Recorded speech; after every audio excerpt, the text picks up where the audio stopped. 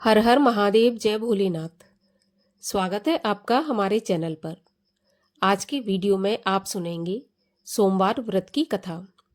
सोमवार का व्रत करने से मनचाहा वर प्राप्त होता है और जो भी मनोकामना हमारी होती है भगवान भोलेनाथ की कृपा से अवश्य पूरी होती है।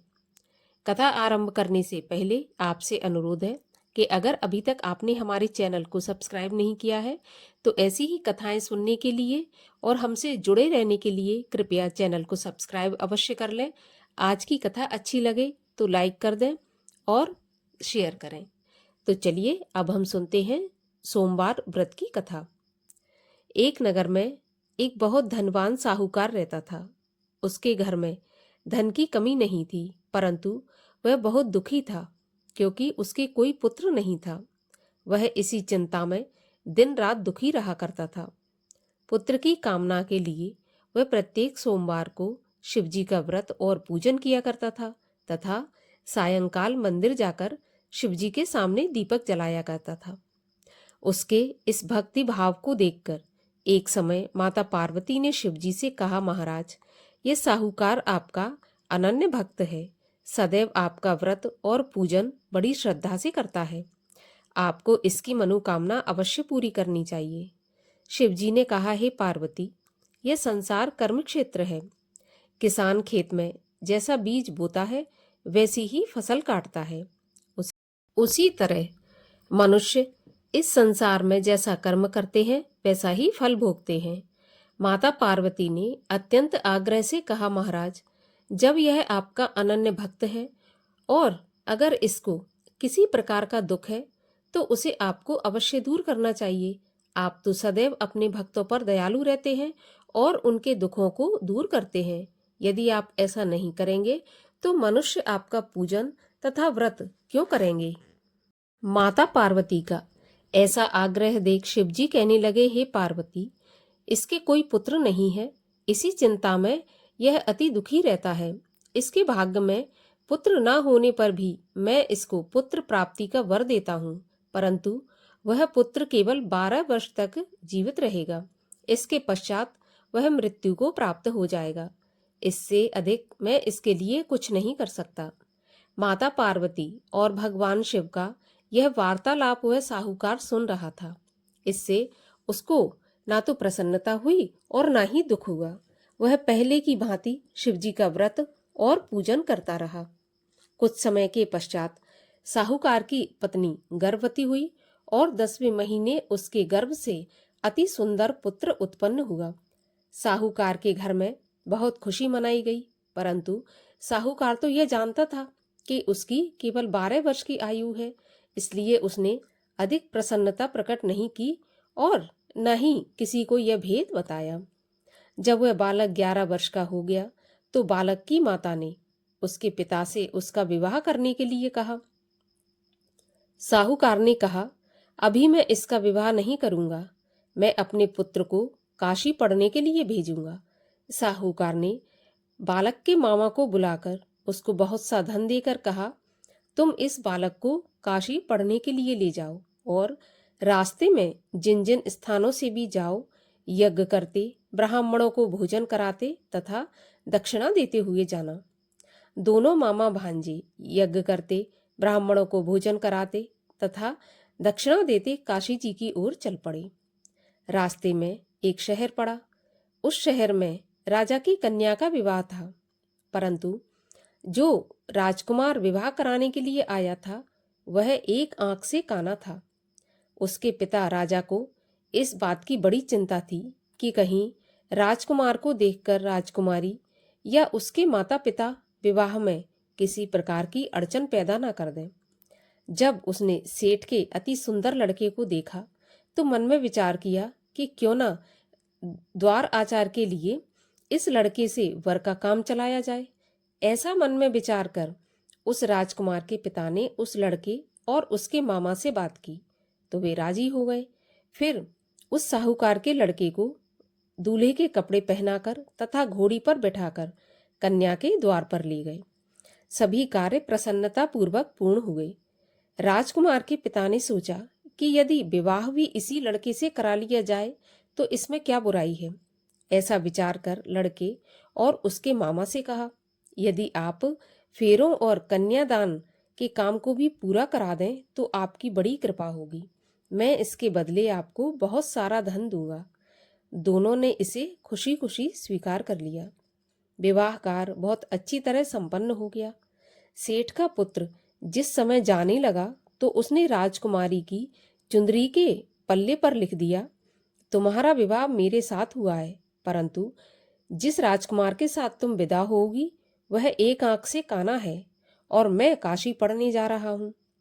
सेठ के लड़के के जाने के बाद राजकुमारी ने जब चुंदरी पर ऐसा लिखा हुआ पाया तो उसने काने राजकुमार के साथ जाने से मना कर दिया।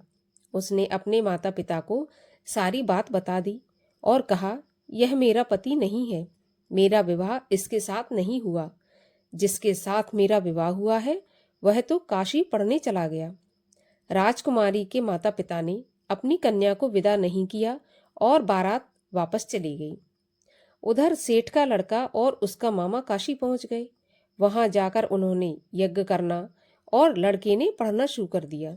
जब लड़के की आयु 12 साल की हो गई, उस दिन उन्होंने यज्ञ रच रखा था। लड़के ने अपने मामा से कहा, मामा जी, आज मेरी तबीयत कुछ ठीक नहीं है। मामा ने कहा, अंदर जाकर सो जाओ। लड़का अंदर जाकर सो गया और थोड़ी देर में उसके प्राण निकल गए। जब उसके मामा ने आकर देखा कि उसका भांजा मरा पड़ा है तो उसको बड़ा दुख हुआ। उसने सोचा कि अगर मैं अभी रोना पीटना मचा दूंगा तो यज्ञ का कार्य अधूरा रह जाएगा। अतः उसने जल्दी से यज्ञ का कार्य समाप्त करवाकर ब्राह्मणों के जाने के बाद रोना पीटना शुरू कर दिया। संयोगवश उसी समय शिव पार्वती उधर से जा रहे थे। जब उन्होंने जोर जोर से रोने की आवाज सुनी तो पार्वती जी कहने लगीं, प्रभु, कोई दुखिया रो रहा है, इसके कष्ट को दूर कीजिए। जब शिव पार्वती वहां पहुंचे तो उन्होंने पाया कि वहां एक लड़का मरा पड़ा था। माता पार्वती कहने लगीं, प्रभु, यह तो वही सेठ का लड़का है जो आपके वरदान से उत्पन्न हुआ था।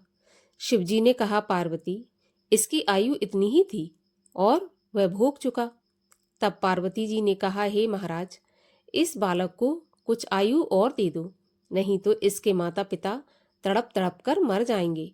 माता पार्वती की बार बार आग्रह करने पर शिवजी ने उसको जीवन का वरदान दे दिया। शिवजी की कृपा से वह लड़का जीवित हो गया। शिवजी और पार्वती कैलाश पर्वत पर चले गए। शिक्षा पूरी होने पर वह लड़का और उसका मामा उसी प्रकार यज्ञ करते, ब्राह्मणों को भोजन कराते तथा दक्षिणा देते अपने घर की ओर चल पड़े। रास्ते में उसी शहर में आए जहां उस लड़के का वहां की राजकुमारी के साथ विवाह हुआ था। वहां आकर उन्होंने यज्ञ आरंभ कर दिया। उस लड़के के ससुर वहां के राजा थे। उनको पहचान लिया और महल में ले जाकर उसकी बहुत आवभगत की। फिर बहुत से दास दासियों सहित आदर पूर्वक अपनी राजकुमारी और जवाई राजा को विदा कर दिया। अब वे अपने नगर के निकट आए तो मामा ने कहा कि मैं पहले तुम्हारे घर जाकर तुम्हारे माता पिता को खबर कर आता हूँ। जब उस लड़के का मामा घर पहुंचा तो उसने देखा कि लड़के के माता पिता घर की छत पर बैठे थे। उन्होंने यह प्रण कर रखा था कि यदि हमारा पुत्र कुशलता से लौट आया तो हम राजी खुशी नीचे आ जाएंगे, नहीं तो छत से कूदकर अपने प्राण दे देंगे। उस लड़के के मामा ने जाकर जब यह समाचार दिया कि आपका पुत्र आ गया, तब उनको विश्वास नहीं हुआ। तब मामा ने शपथ पूर्वक कहा कि आपका पुत्र अपनी पत्नी तथा बहुत सारा धन साथ में लेकर आया है। तो सेठ प्रसन्नता से भर गया। सेठ सेठानी आनंद पूर्वक नीचे आए। बाहर आकर उन्होंने अपने पुत्र तथा अपनी पत्नी का भरपूर स्वागत किया। सभी प्रसन्नता के साथ रहने लगे। जो कोई सोमवार के व्रत को धारण करता है अथवा इस कथा को पढ़ता है या सुनता है, उसके सब दुख दूर होकर उसकी समस्त मनोकामनाएं भोलेनाथ की कृपा से पूरी होती हैं तथा इस लोक में नाना प्रकार के सुख भोगकर अंत में सदाशिव के लोक को प्राप्त होता है। भगवान शिव जी की आरती।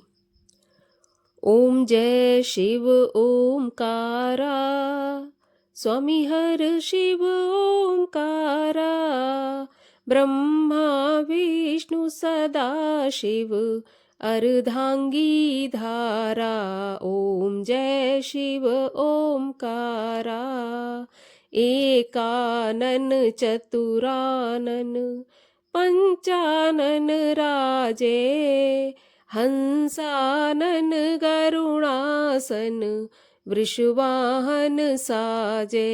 ओम जय शिव ओमकारा, दो भुज चार चतुर्भुज, 10 भुज ते सोहे, तीनों रूप निरखता त्रिभुवन जन मोहे। ओम जय शिव ओमकारा, अक्षमाला वनमाला मुंडमाला धारी, चंदन मृग मद सोहे, भोले शुभकारी। ओम जय शिव ओमकारा, श्वेतांबर पीतांबर बाघांबर अंगे, सनकादिक ब्रह्मादिक भूतादिक संगे। ओम जय शिव ओमकारा, कर के मध्य कमंडल चक्र त्रिशूल धरता, जग करता जग भरता, जग पालन करता। ओम जय शिव ओमकारा, ब्रह्मा विष्णु सदा शिव जानत अविवेका, प्रणवाक्षर के मध्य ये तीनों एका। ओम जय शिव ओमकारा, त्रिगुण स्वामी जी की आरती जो कोई जन गावे, कहत शिवानंद स्वामी सुख संपत्ति पावे। ओम जय शिव ओमकारा। बोलो शंकर भगवान की जय।